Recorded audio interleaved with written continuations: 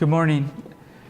I am Irvin Trujillo, and I am a 7th-generation weaver. I always say that because that's a qualification and adds to legitimacy, actually. And when I was growing up, probably at 7 years old, we used to go to my grandmother's house for Christmas, at Christmas time, and it was cold outside.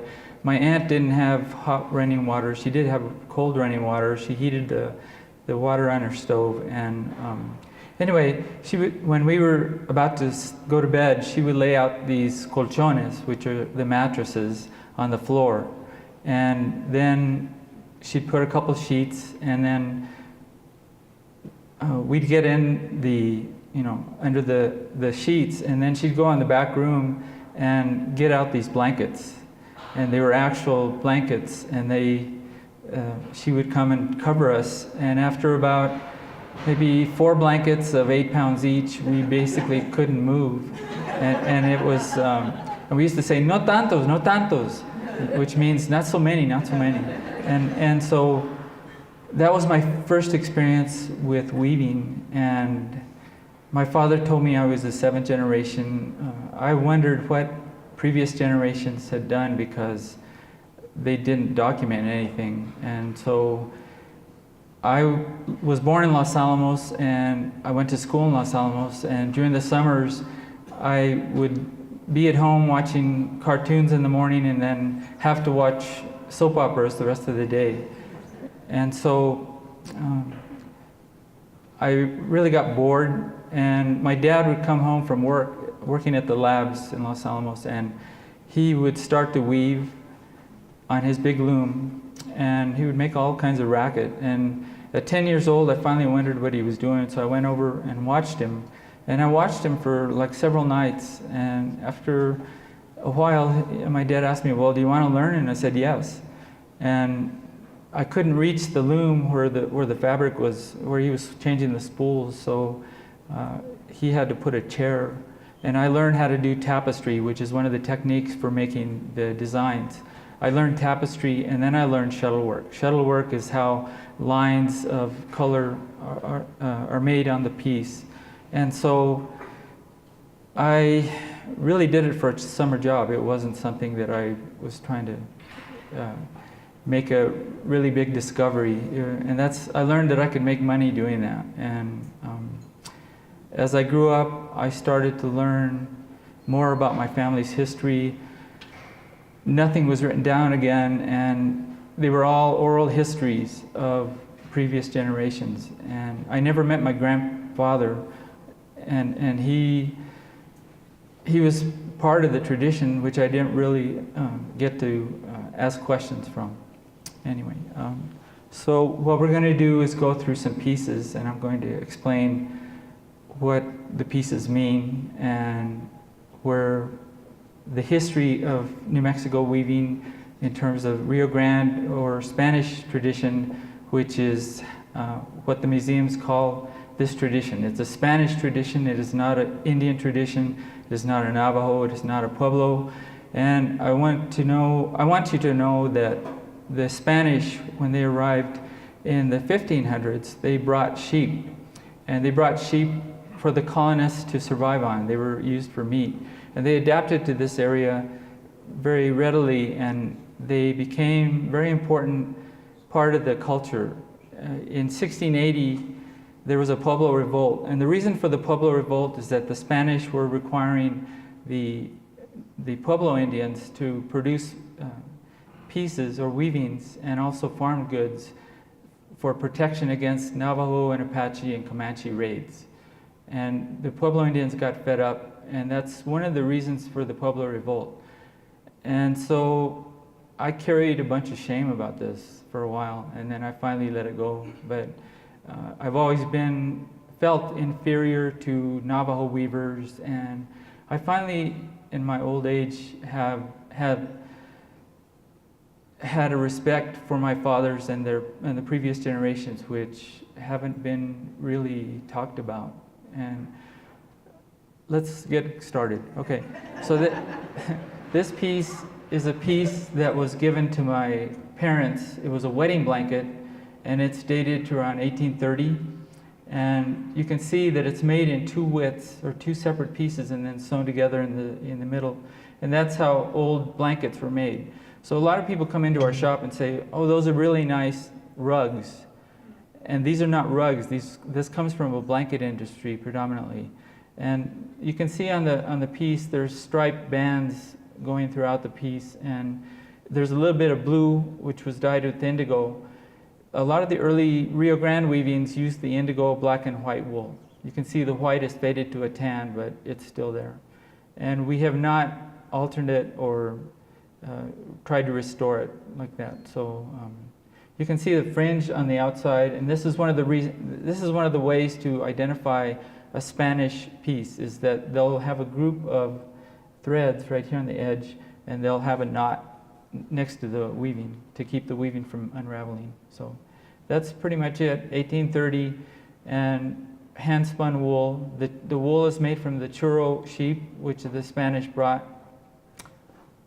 We don't know who the weaver is. It was from my mother's family's side, and they lived in Hernandez, and they basically were some of the first settlers in the north. This piece is what we call a saltillo, and it's a Rio Grande saltillo, not a Mexican saltillo. The Mexican saltillos take this kind of form in that it has the border around the outside, and then the interior border has vertical zigzag stripes going. If you were to hold it up, it would be vertically up and down.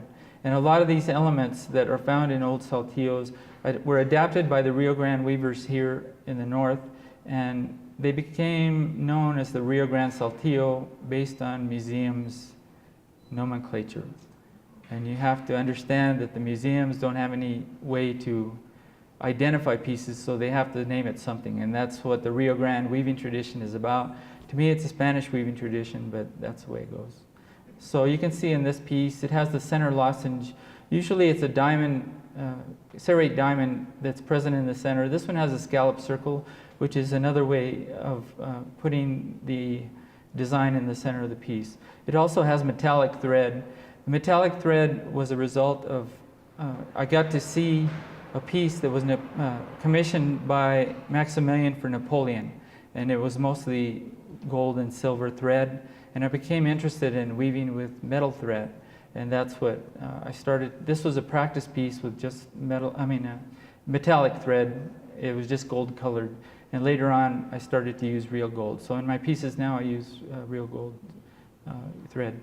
Okay, it's okay.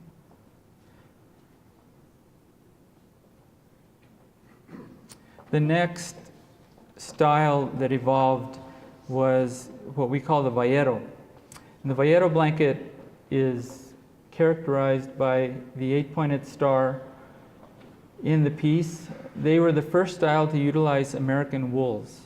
And by American, it means the wools didn't arrive to New Mexico until the 1860s, 1865, 1868, around there. And the weavers here, the Spanish weavers, started to incorporate the 8-pointed star. And the oldest piece I've seen is in the 1860s. A lot of people think that it came from Spain and Morocco into Spain and then here, because the 8-pointed star is in the tile work from Islamic tile. Anyway, so you can see the 4 stars in the corner and 1 in the center. This is what we call a trampas vallero. The vallero is a small town in northern New Mexico, and it's called El Valle. And there was a family there, the Montoya family, that had basically a production line where there was 10 members of the family. Several of the members were involved in the production of these valleros, which included hand spinning, dyeing with the aniline dyes, and then weaving the pieces. So there are many examples. This right here, around the blue star in the center, the design becomes quite complex, and that's a result of the Maximilian piece for Napoleon as well. I was dealing with different shapes and how to just form the development of the center area.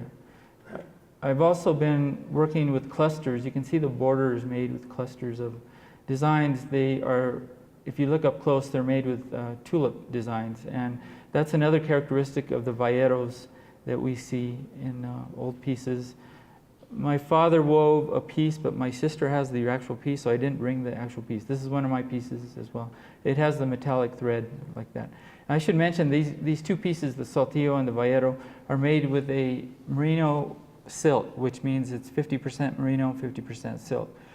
The reason I started to do this, use this material, is that we worked for Ralph Lauren Company, and I did a bunch of dye samples using acid dyes, and I ended up with a lot of small skeins of different colors, and so I started to use them in these big pieces, or bigger pieces, and that's a result of acid dyeing, not natural dyeing.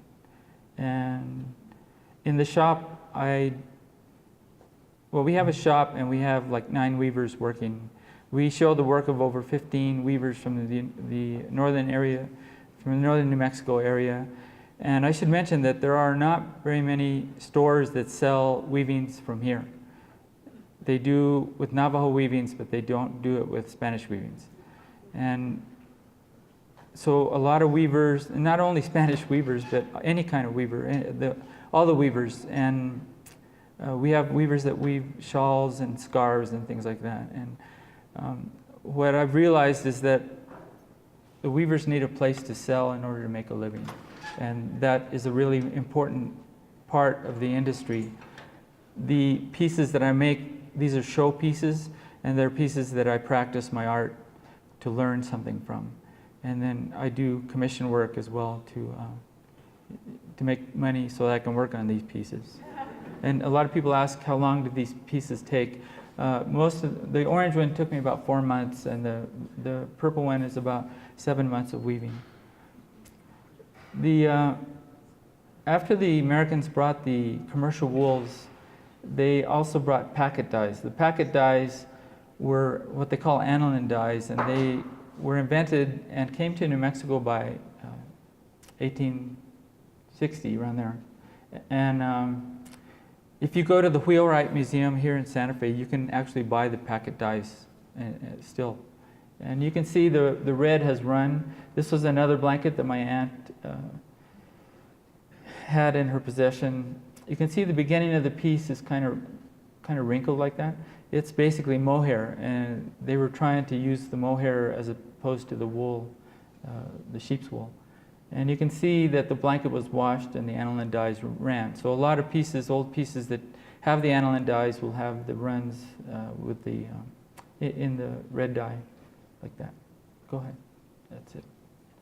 And I should mention that this piece was woven by my aunt, Mercedes Trujillo.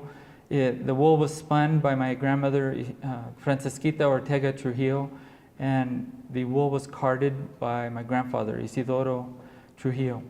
And that is a piece from my whole family. When I was young, I learned a lot from my father, but he didn't draw pictures of designs, and he didn't document pieces or have pictures. We didn't have pictures, or he didn't draw the design on a piece of paper. And so we depended on philosophy, and the philosophy that he gave us was to make the piece interesting, not repetitive, so that it is easy to understand the design. And if we made kind of like little errors in the piece, it would make it more interesting for the visual, as a visual aspect of the piece. This piece right here was made by my father in 1965, and this is it's about the time when I got started, and he said that this piece was a good Chimayo. This was an example of the Chimayo blanket. In other words, the techniques in this piece, all the techniques are techniques that a good Chimayo has, according to him. And they have the square designs, what we call the espacio, recio. These are stitches that give different angles. The placement of the designs is more embellished. The hospice are the little pinstripes right there between the big design and the small designs. Most of the Chimayos nowadays have the 2 stripes on the outside and the center design in the middle, and then the bigger blankets have the 2 smaller designs on each side of the big design in the middle. You can see the design right here in the middle. It has a base and then a diamond. So if you see the diamond in the middle, if you look on the start of the design, or the start of the diamond in the end, it has those base structures. You can also see the wing structures, what we call wing structures, going out from the diamond out to the edge of the piece, because the diamonds became squished and it kind of squishes out the, the design out to the edge of the piece. And this has commercial dyes from the 1960s. So if you want to know the colors from the 1960s, you can look at the piece. And it earth tones and orange. So anyway, a lot of times we can identify the era of the piece by the warp, the white threads coming out of the end of the piece.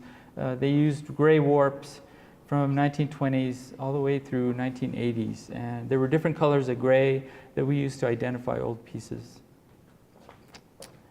The next piece that we have, let me do this. Okay, so my grandfather's revival occurred in the 1890s. And by that, I mean they went back to hand spinning and natural dyeing.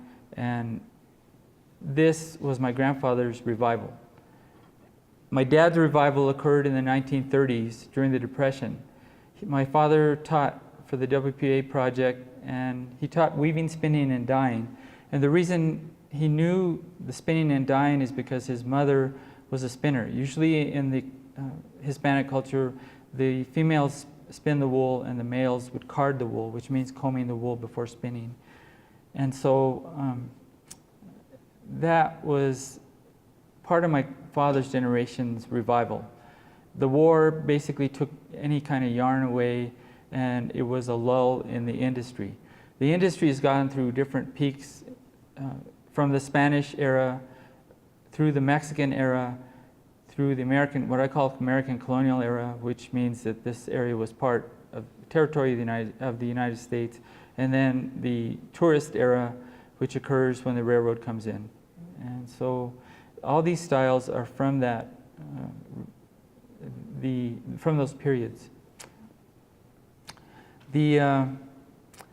My revival started in the 1970s, and basically I was about maybe 21, 22 years old, and the Spanish market started, I think it was 1965.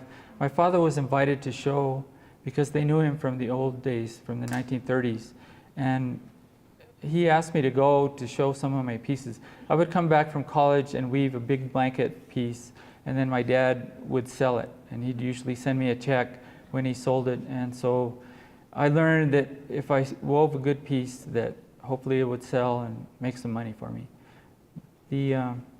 Our revival started in the 1970s, and we started to natural dye and hand spin. And our shop, Centennial Traditional Arts, was basically developed from that, from the start. We tried to revive the saltillos and the bayero styles, which we still weave today. And my father did not weave the saltillo style, which has the orange one that had the border around the outside and the center design, because he didn't want to be Mexican. That was part of the Mexican heritage from that period, from the 1800s to 1830s, transition between Spain and being Mexican. And so my great-great-great-grandfather was Mexican, and I really didn't realize that until my father had passed away. My father did teach, he did weave several saltillo pieces, and it was only because my wife, Lisa, and I started to weave them, and he revived. So this last piece over here, actually really quick, we have 10 minutes. 5 minutes maybe. This is a revival Chimayo. So the old Chimayo started as the result of the curio industry here in Santa Fe, and these pieces could be bought at the old Santa Fe Trading Post, which is down the south side. I forgot what the name of the street is. The south side of the plaza. San Francisco Street. It's still called the old Santa Fe Trading Post, and in that, it was owned by Josecito Candelario, who was the first dealer to start dealing the Hispanic weavings from Chimayo. The early Chimayos were called Chimayo Indian blankets because to prove that they were not made by Indians, it would take a day trek by wagon to Chimayo. And so they marketed them as that. My grandmother's brother, his name is Reyes Ortega, he found out where to get the wool, and he took the industry to Chimayo. So nowadays, all my cousins have shops. There's about 4 or 5 shops. They're usually families, and if each shop specializes in different styles. This is representative of the prototypical Chimayos in that it's made with red, black, and white wool. The red was very important to the early Chimayos, and you can see the candlestick border on the edge of the piece. This is present on a lot of Chimayos. This, the original design came from a piece that my dad was traded for, or he was actually given, that was unrestorable. So my dad, he redid the piece to preserve the design like that. So anyway, that's prototypical Chimayos, which is early 1900 to about 1920, around there. Okay. Okay, so I'll let my daughter, her name is Emily, and she's going to explain to you her involvement in this.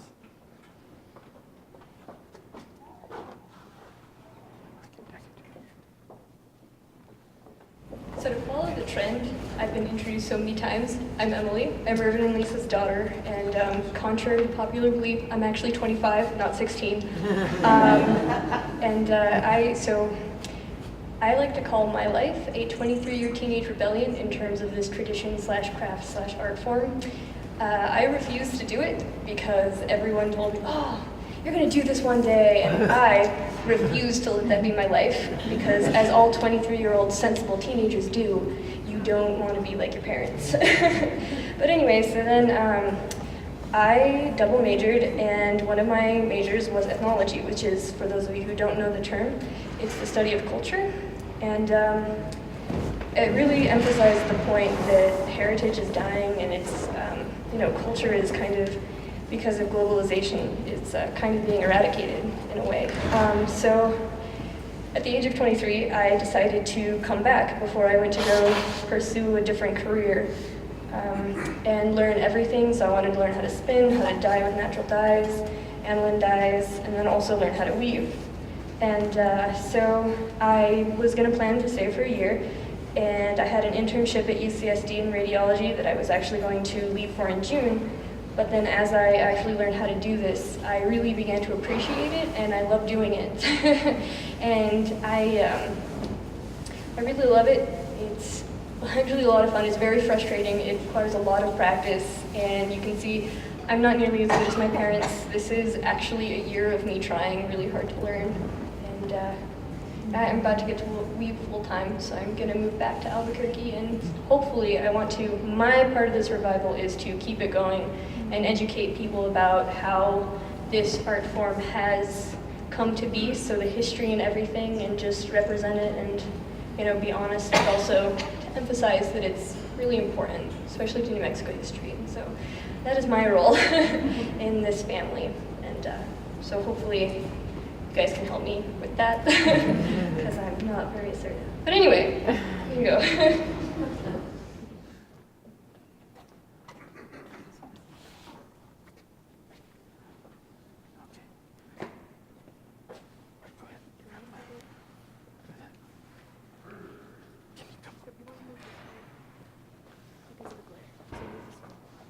Turn it around.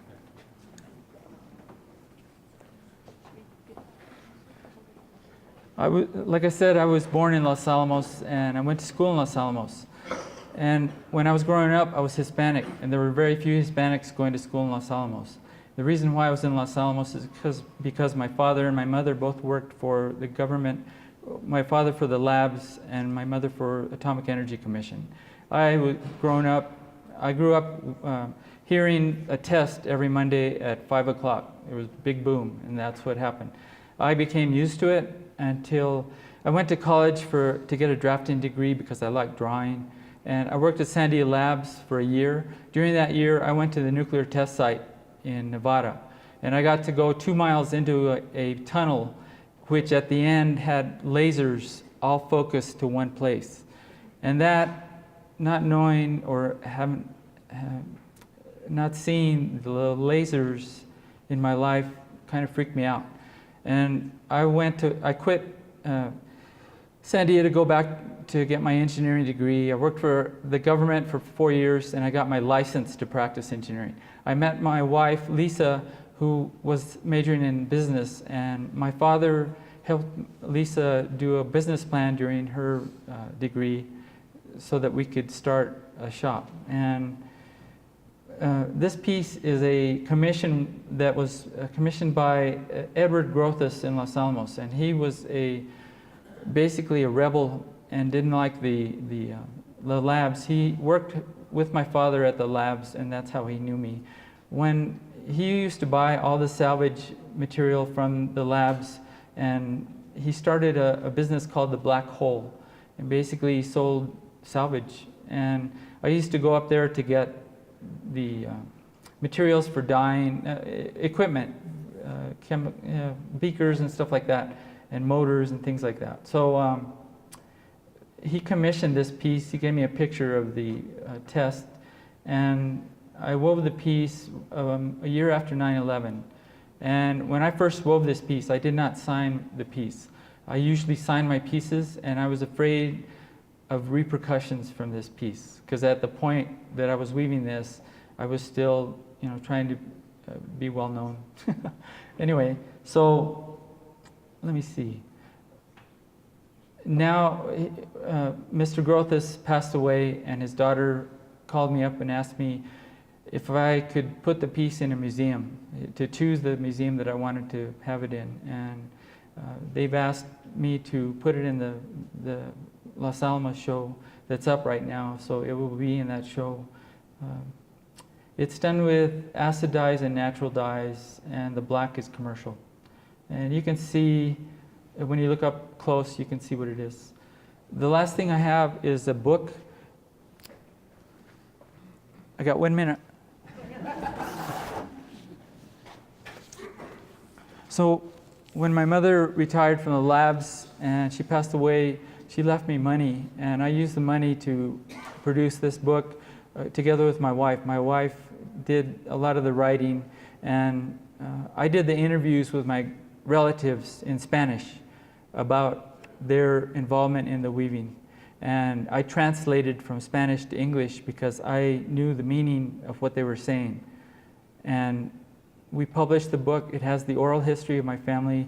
It also has a description of the styles that I mentioned here, and it is available at our shop. You can see, well, it has pictures and a lot of verbiage, but they're oral history. It has stories like that. So we also have a website called ChimayoWeavers.com, which in social media is important. And I'm always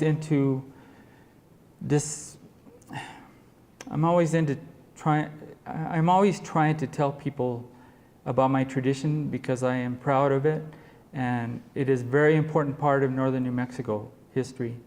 And I am really honored that my daughter even had an interest in doing it. And when she came and said, well, I'm going to come back home, I said, oh no, she's just going to come back home.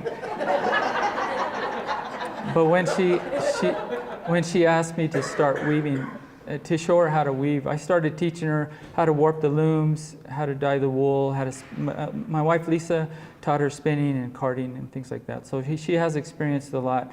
The practice thing will come with time. And we're hoping that she's able to she will be able to carry on the tradition. Even if she doesn't do it professionally, she will know where the tradition comes from. And that's really important. And so I appreciate, if you want to go to Chimayo, I have a business card up there on the table. And you continue your journey in learning, and you go to the museums here, go through the Los Alamos exhibit especially. And it brings me back to the stories my dad used to tell me. And that's about it.